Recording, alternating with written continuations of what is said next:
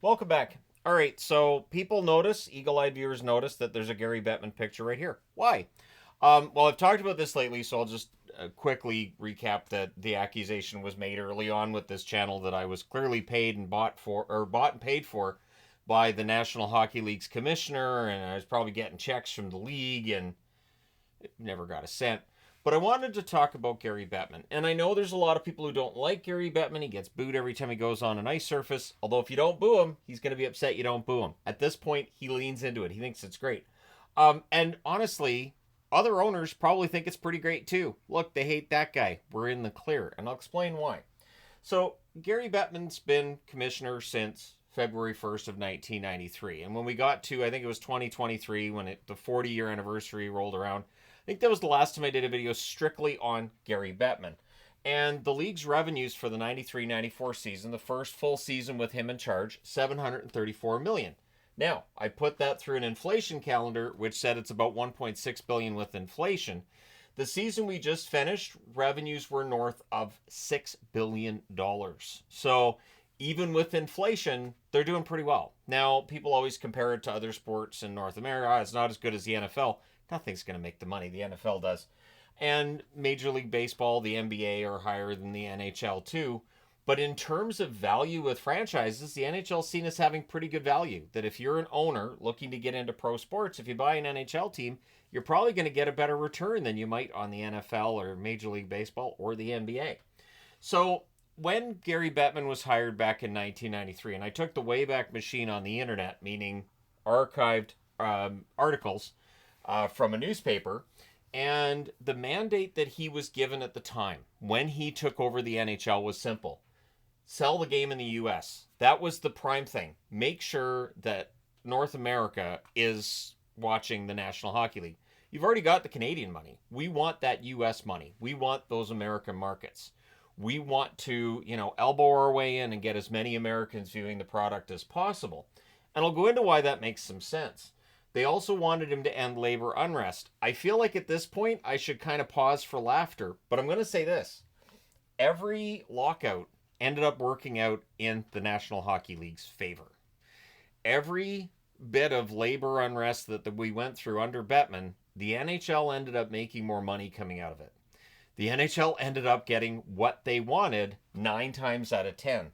The players got some concessions, sure, but in the end, the NHL came out with a pretty good revenue stream as a result of the fact that Bettman played hardball. He got them the salary cap that they desperately wanted, because one thing that was leading to this labor unrest was salaries keep going up. They wanted Bettman to help curb the salary increases that were like this, as if nobody could tell a GM no. I'm an owner. GM signed this guy for $100 million a year. I wish I could fire him. Anyways, so they also wanted Bettman to complete expansion plans. So at the time, the NHL was expanding into Florida, Anaheim, and we were going to get other expansion teams throughout the 90s as well. So the plan was for Bettman to help them get to 30 teams.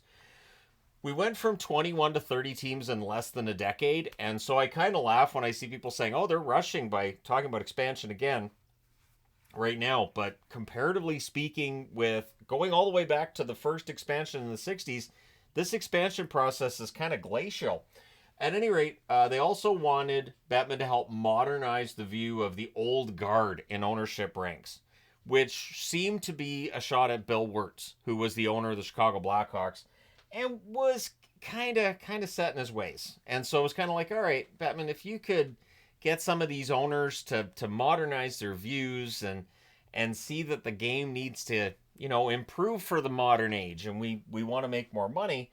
Wirtz was he was kind of an old fart, for lack of a better term. That's kind of how that was. And now we got Jeremy Jacobs, and I'll talk about Jeremy Jacobs.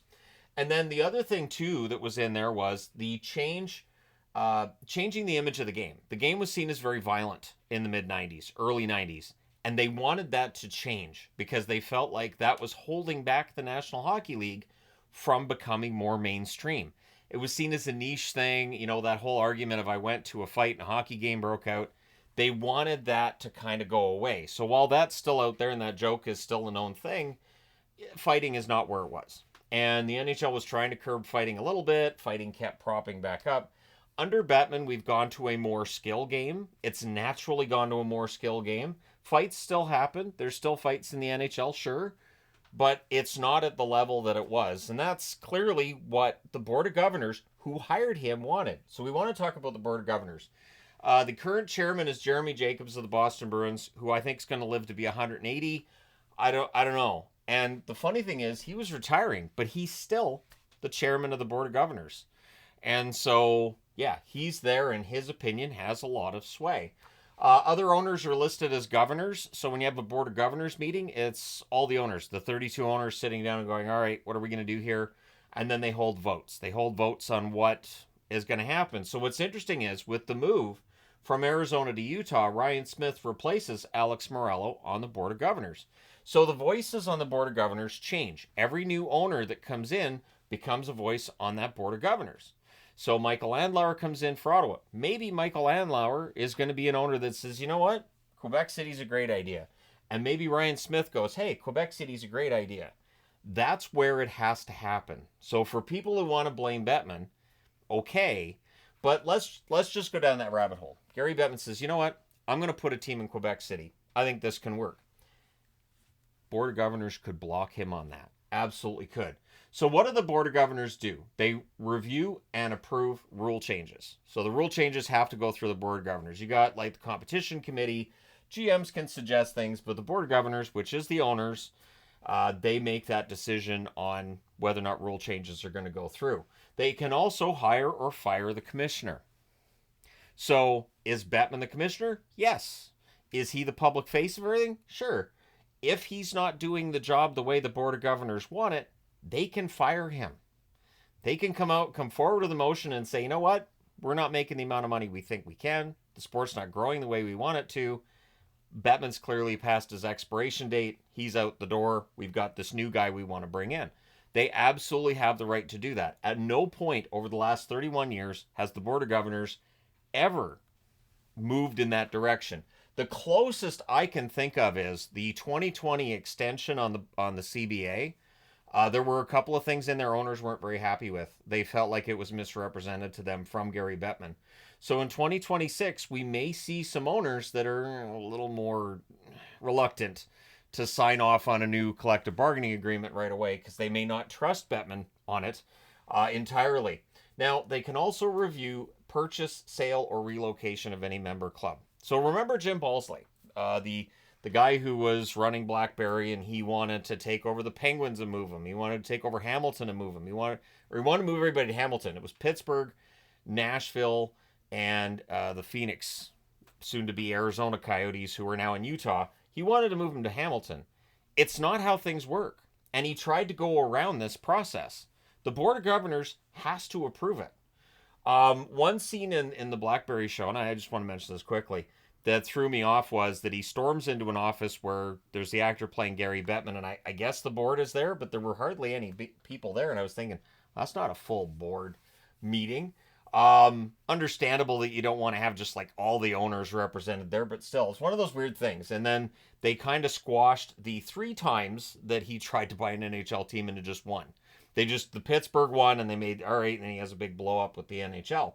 So the reality is that if you want to be an owner in the NHL, you kind of got to finesse your way in. So coming back to Ryan Smith with Utah, he had a lot of meetings with Gary Bettman and with the league. And he did things in a way that the NHL liked. He made sure the market was ready. He worked on making sure he had an arena that could be ready. Now that, they're updating the Delta Center rather than getting a brand new building, and everything is going pretty smoothly for a team that's brand new to the National Hockey League. If Houston gets a team in the next round of expansion, I think it goes straight back to the fact that the Houston Rockets owner has been repeatedly seen with Gary Bettman going to the NHL head offices and meeting with the league and going through the process in a way that, and the thing is, people might say, well, that's just buttering him up. No, it's getting to know them. It's getting to know the National Hockey League, to get to know you, and they get to know them as an owner, and probably a lot of conversations about, let's just say you get a team. What are you going to do? And how's this all going to work? And I am sure that they do their due diligence now because John Spano reasons. But that's not for this video, that's for a different video. So that's something the Board of Governors is in on right away. They also review and approve changes to the schedule. So the NHL owners want to see all 31 other teams in their building. And if you want to change that, you have to change their mind on that. And I don't think their minds are going to change. So as we get more teams in the league, again, pending this expansion process, it's going to get more difficult to have a balanced schedule where every single team's coming into your building. But it feels like that's where things are going. So that's why when I talk about the league, I say, at some point in time, maybe divisions just go away. Maybe you just play in your conference. Maybe divisions go away altogether and you just have a balanced schedule between however many teams. Like you could have, let's say it's a 36-team league. You're going to play all 35 teams twice. So that's 70 games right there. You could then take the rest of the games in the schedule and say, okay, we'll bring in teams that we have a rivalry with. So we'll have rivalry games to round out the schedule, that kind of thing. I don't want to get too stuck on that, though. Let's move along. They also review and approve salary caps. And so the league salary cap, it goes through the Board of Governors. They get all the numbers. And they, all right, here we are. And Bettman comes out and announces it. So these guys do all the dirty work. And Bettman comes out and says, hey, here's what's been decided. And everybody says, Bettman's evil. And that's kind of how things work. Now, the chief legal officer for the National Hockey League is Bill Daly. And I've always felt like when the day comes that Gary Bettman says, you know what? I'm going to retire. I'm going to head to all over the world. I'm just going to sip some Mai Tais and enjoy retirement. I think Bill Daly's the guy that takes over. I think he would be the next commissioner. Director of Hockey Operations, Colin Campbell. I don't think he's going to end up being the commissioner at any point in time. I don't know that he necessarily would care.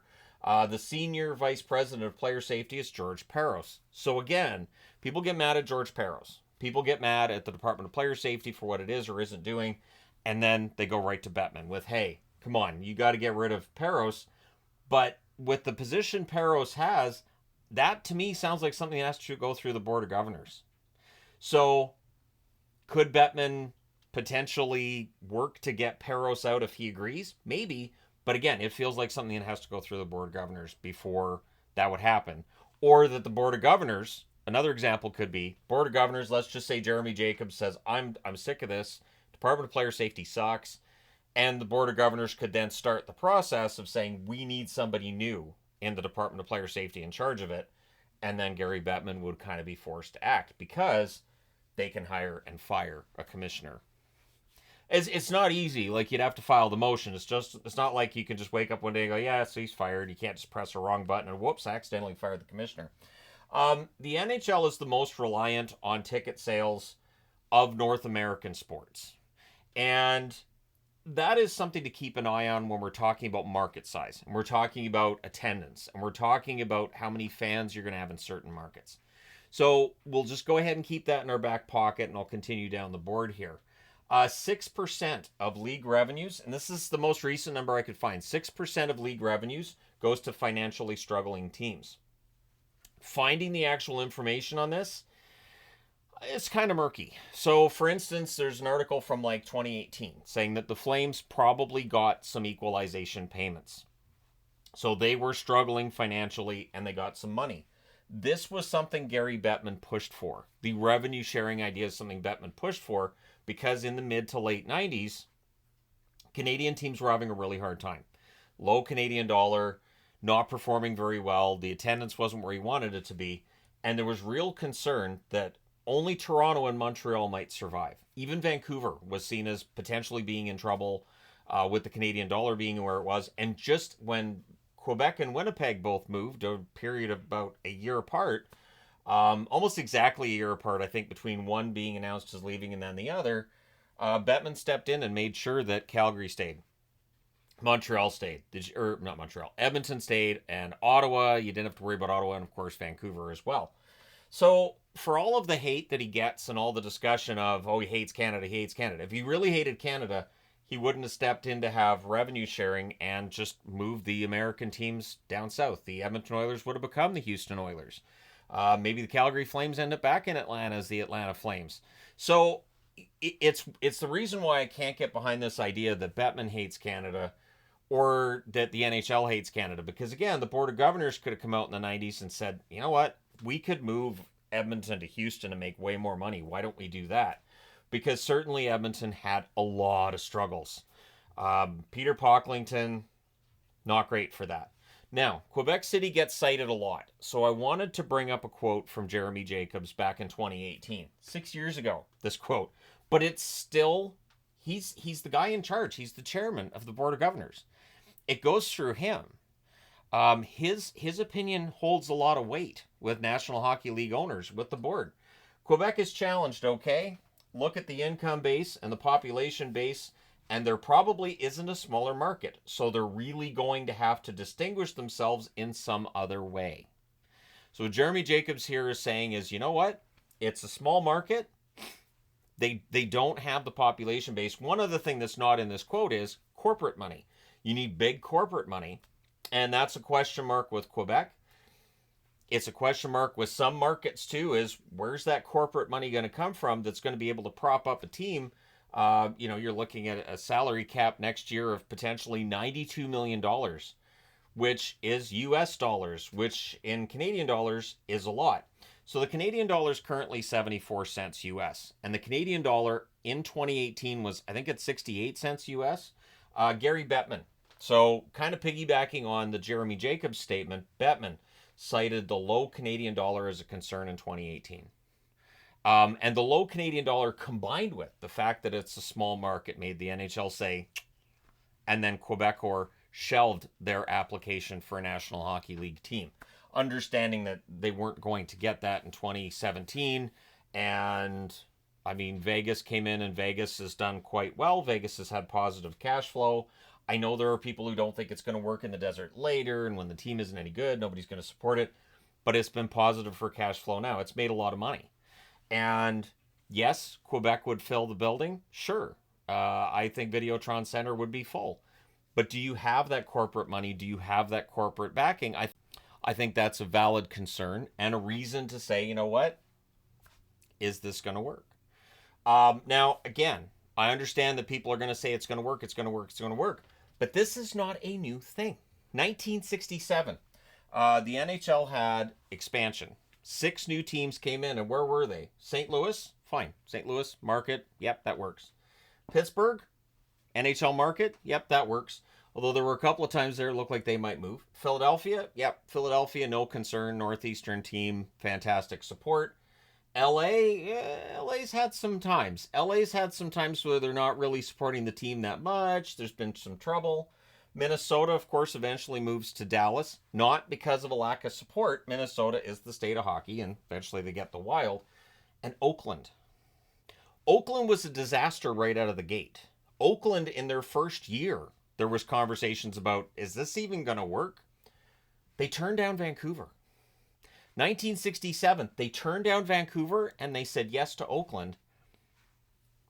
So the idea that the NHL, why aren't they expanding into Canada? Because the NHL has never been big on expanding into Canada. Let's just go through the Canadian teams. So Vancouver comes in 1970. Eventually, it's a big enough market, and the NHL's like, fine, we'll go to Vancouver. Vancouver had a rich history from the Pacific Coast League and the Western Hockey League, so there's no reason not to include Vancouver. Calgary, well, they get the transplanted Atlanta Flames. Edmonton, WHA. The NHL did not expand into Edmonton. They allowed the WHA in. Same with Quebec City. Winnipeg, the original Winnipeg Jets, WHA as well. So not Quebec City, not Winnipeg, not Edmonton, ever chosen as expansion franchises. Winnipeg eventually gets the Atlanta Thrashers. But, yeah, the NHL, when it comes to expansion, Ottawa is the expansion team from the early 90s. And that's about it. There's been other Canadian markets that's been talked about. Hamilton's been talked about outside of Jim Balsley's attempts to bring a team there. There has been discussions, but the NHL has never really been all that keen on expanding in Canada, feeling like, well, we've already got the Canadian market. All the Canadians are already watching. It's the American money we want. So the reason why I think is really pretty simple. You've got 10 times as many people in the U.S. as you have in Canada, roughly. I know it's not exactly 10 times. But you have a lot more people in the U.S. The dollar is worth a lot more. Again, the Canadian dollar is worth 74 cents U.S. So if you're putting a team in Canada, well, now you're going to have to charge a lot of money for tickets in Canada that you may not have to charge in the US. People bring up taxes. Okay, so doesn't the taxes argument then make it more difficult for a Canadian franchise to join the NHL? Sure. And while there's been talks about maybe the NHL should do something about the whole tax thing, it's very complicated. It is something that really it would be very difficult for the NHL to address that and make that work. I'm not saying they won't, but it is not as simple as just, well, yeah, no, it's just this team gets 6% more in salary cap money and go. Now the largest Canadian cities without an NHL team, Quebec City is the largest one, and I'm just going by metropolitan numbers, and I understand some cities are an island in Canada where there's nothing anywhere around them, and some have a lot of communities around them. Vancouver's a good example. It's not listed as one of the top 3 biggest cities now, but in terms of population around Vancouver, it's a very big city. Hamilton, Kitchener, London, Victoria, then Halifax. So that's one of the reasons why, because I see Halifax every now and then, it becomes difficult. Oshawa, Windsor, and then Saskatoon. And Saskatoon's number that I found for population, 264,637. Whereas Atlanta, isn't Atlanta like 6.5 million, something like that? And yes, we can have the discussion about how there's going to be more already baked in hockey fans in Saskatoon than what you're going to get in Atlanta.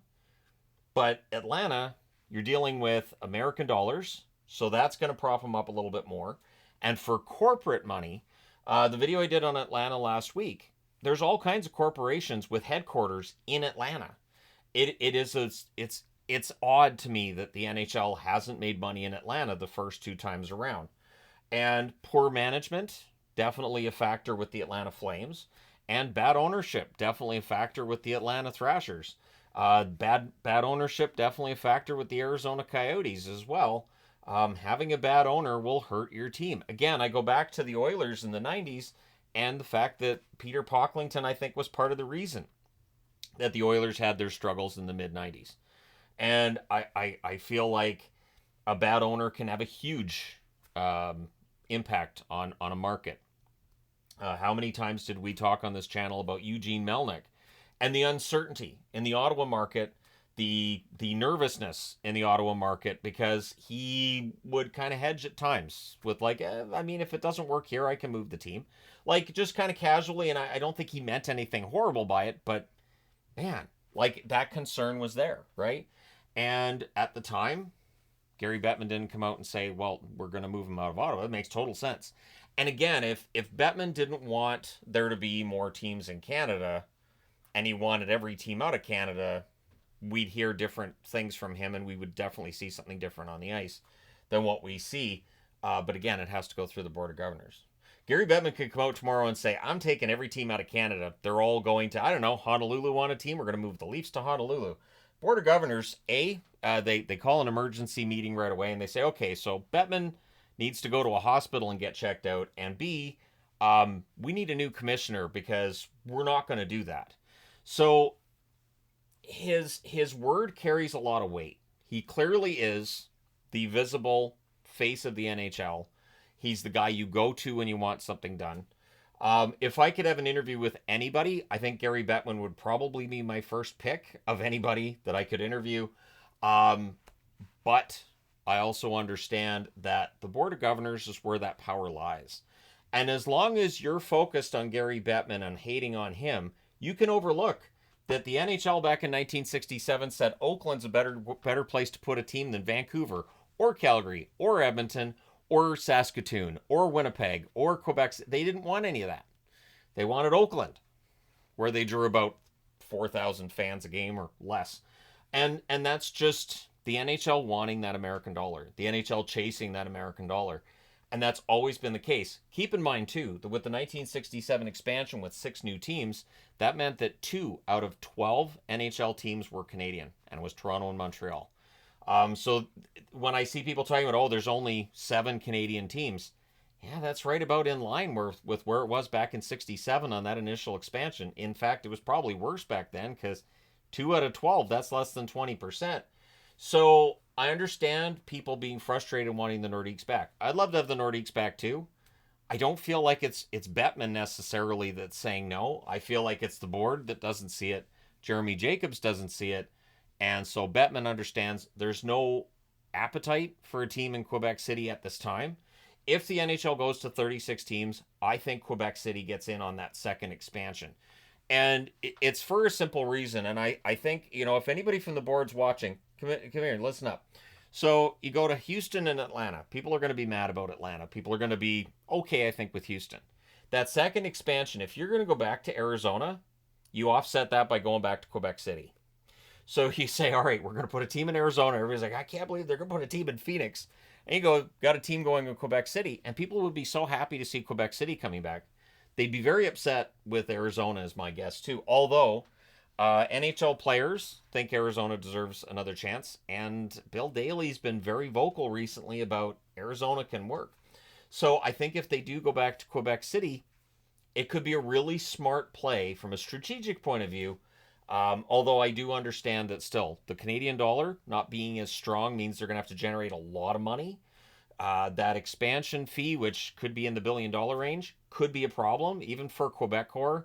And any company really out of Quebec that would own the team is going to have a hard time with $1 billion expansion fee. Again, that's in US money, so it's about 1.3 billion Canadian. It gets up there. And that's just to get a team. That's not including all the costs of having a team and everything about running a team. It is not a slam dunk that would necessarily work. But I think we get there if we get to 36 teams. But we'll see. And again, the NHL wants to expand further. I don't think Bettman necessarily does. But if the board says we're going to expand, it's kind of out of his hands. At least that's how I see it. The Board of Governors likes to work in concert with him. And he definitely has a lot of influence with individual owners. But in the end, the Board of Governors calls the shots. So, there you go. Let me know your thoughts in the comment section below as always. Don't forget to hit like and subscribe if you haven't done so already. I'm not saying that like Gary Bettman's a saint or he's what a fantastic great guy or anything, but the amount of hate that he gets from hockey fans is so ridiculous and over the top. And so this can also serve as like a video for newer fans to the game. And say, I don't understand all the hate for Bettman. Hopefully what I've got on this board helps. But again, Oakland ahead of Vancouver. They went to Oakland and thought the California Golden Seals was a better idea than Vancouver or Edmonton or Winnipeg or Calgary. And that's before Bettman had any idea. I would think back in 1967, Bettman had no idea about the National Hockey League. He initially was in the National Basketball Association, working as I think he was the third in command there. So I wouldn't be surprised if back in 67 he really didn't know what the NHL was or what they were doing and probably didn't care a whole lot. And then it became his job in 93. So he's had to care since then. But there you go. Let me know your thoughts. Hit like and subscribe if you haven't done so already. And yeah, I wore the Empire, the Darth Vader jersey because, again, I feel like people just go so over the top in their criticism of Bettman, which I kind of get. But at the same time, this is just NHL standard procedure. So there you go. Thank you guys so much for all your support as always. If you haven't already hit like and subscribe, please do. I will talk to you again soon.